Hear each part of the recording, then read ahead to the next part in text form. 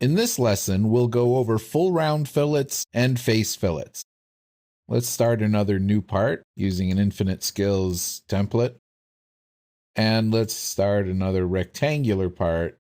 Control 8 on the keyboard for normal 2.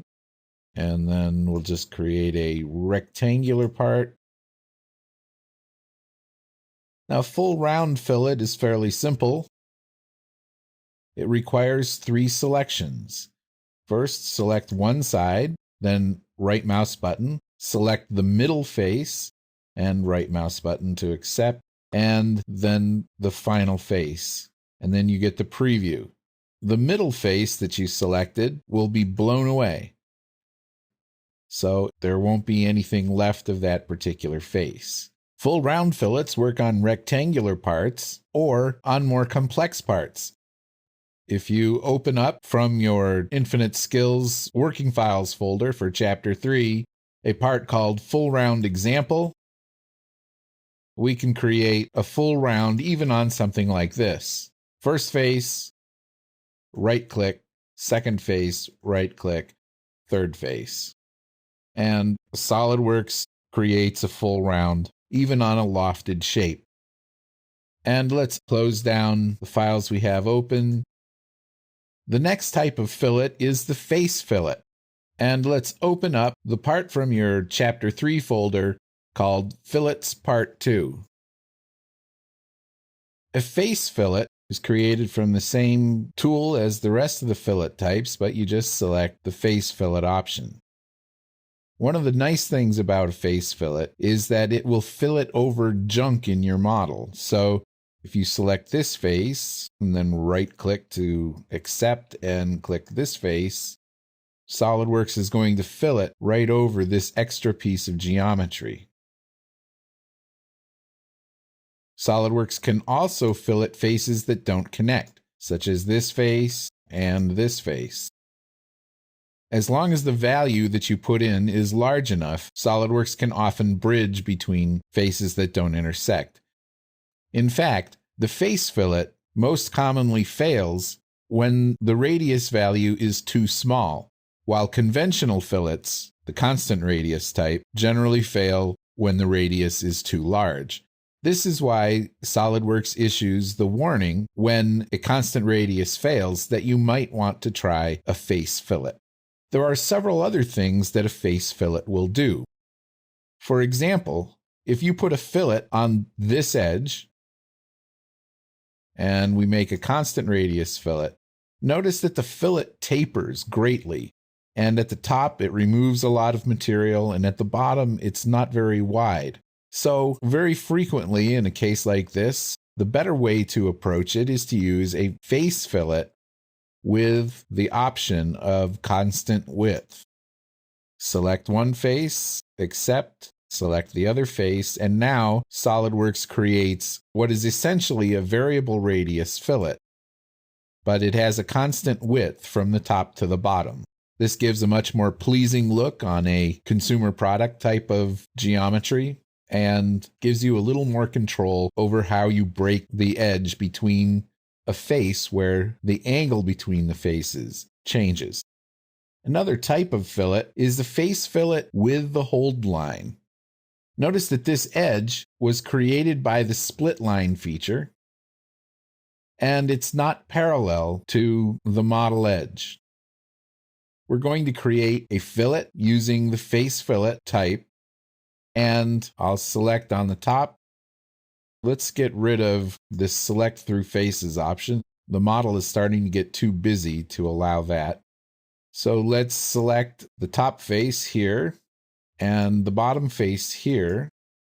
And this is okay. If there's a split line on your model, SOLIDWORKS will just go right over part of the split line, but that's not really what I want to do. Let's go back and edit that fillet. What I want to do is I want this fillet to follow this edge. And this edge could be an artificial edge, the way it is in this model, or it could be an edge created by another type of feature. Notice when the edge is selected in the hold line box, it creates another type of variable radius fillet. As the hold line gets further away from the edge, the radius of the fillet gets larger. Let's try another type of fillet.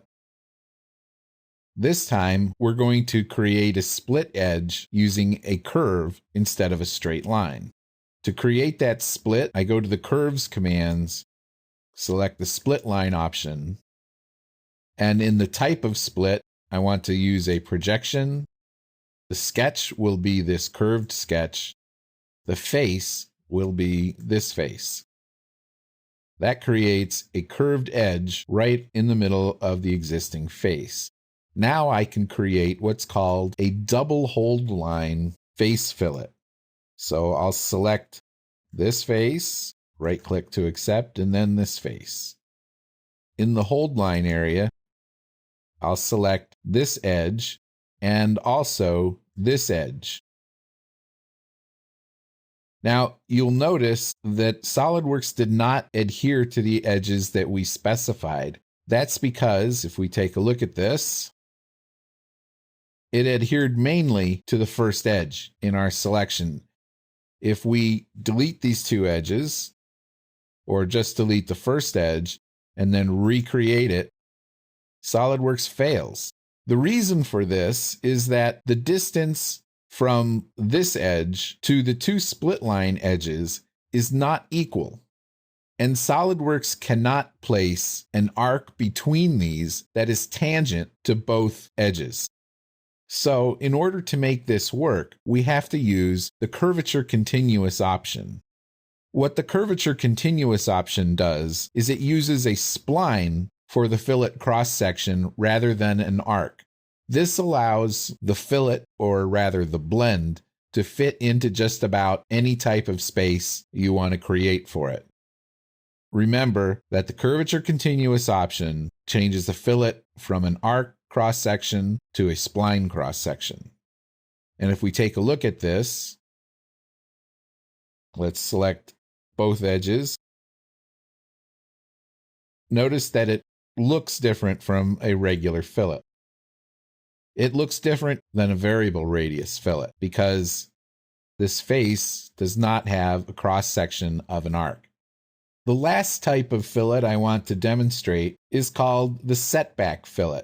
The setback fillet is used when you have 3 or more edges coming together at a single point, and you want to blend those edges together. The setback fillet can be used with constant radius, multiple radius, or variable radius fillets. It cannot be used with face fillets. Let's take a quick look at how this works. I'm only going to create the setback fillet on one corner. However, you could do it for all corners of this block at once. It will be complicated enough just doing a single corner. Let's take a look. I'm going to use a variable radius fillet for this particular setback fillet, and I'll select these 3 edges. Assign some values.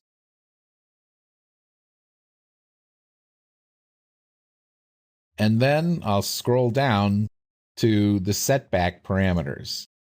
Under setback parameters, one of the things it's going to look for is a setback vertex, which will be this vertex.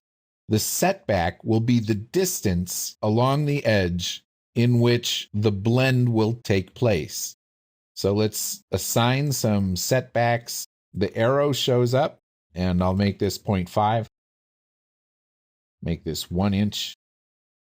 I'll make this 0.7. Now you can see that the various fillets are blending together at this corner. If we accept the fillet,